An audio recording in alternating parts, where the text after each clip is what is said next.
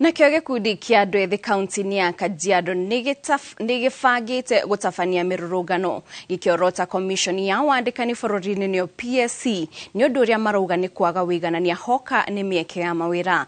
Makĩaria na andĩki a mohoro taũni-inĩ ya Kajiado maugĩte ona thengia wa gũikia mahoya mawĩra no andũ erĩ maroirwo harĩ mĩeke 20 ĩrĩa ĩrarĩho, gũkũ makĩũria commission ĩno ya wandĩkani gwĩcũrania na kwarĩra mĩtaratara ya wĩiganania kuona nĩ ũndũ ũkoretwo ho kwa ihinda. That digital literacy program had advertised those positions September 23rd September 2023, and deployment was done last week, and something interesting happened.